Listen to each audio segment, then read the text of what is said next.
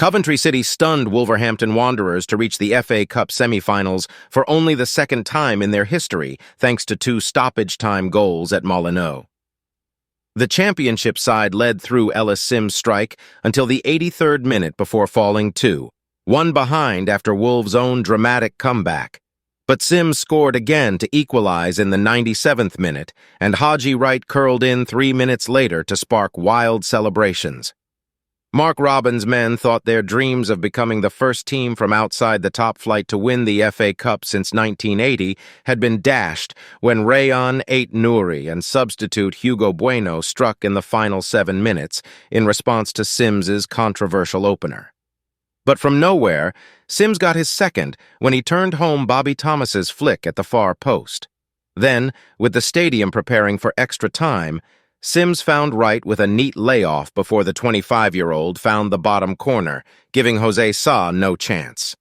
Robbins and his backroom team raced onto the pitch at the final whistle to celebrate his side booking a return to Wembley, where they were beaten by Luton in last season's Championship playoff final, and where they famously defeated Tottenham in 1987 to win the FA Cup. Superb Simms the difference. It was hard to deny Coventry their victory, even if the manner of it took the breath away. The visitors were purposeful from the first minute, and their play had conviction when their opponents were ponderous. And in former Everton striker Simms, they had a real threat. The 23-year-old's speed and strength is a major asset, even if his dexterity leaves something to be desired, as shown in the first half when he somehow managed to send a side-footed effort straight at Sa when he had half a goal to aim at. Simms, and Pound 8M summer signing, has a goal-scorer's instinct, though. He sees the opportunity to put Coventry ahead with the goal eventually awarded after a long video assistant referee, VAR, check for a potential handball. Then, in what felt like the dying embers of a contest his side seemed destined to lose, he was in virtually the same position at the far post to drag his side level.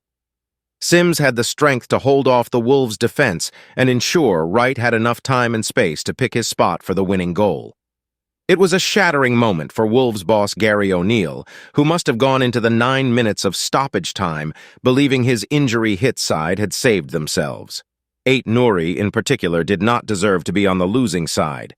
In a team missing Pedro Neto, Hwang Hee-chan, and Matthias Cunha, the Algerian was Wolves' major attacking weapon. He hit the post with a header as Wolves searched for an equalizer at 1-0 down, then finished neatly after pouncing on Joel Latibaudier's miscontrol. Bueno thought he had won it with his first senior goal as he applied a smart finish after Coventry's defense had opened up to invite him to run at them.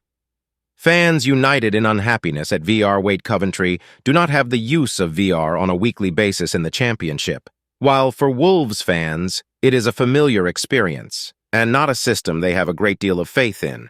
It seemed telling when they were booing and singing against it as the wait continued, even though their side was the potential beneficiary of the review. The game's lawmakers, the International Football Association Board, has already ruled out the prospect of real-time in-stadium replays in the foreseeable future.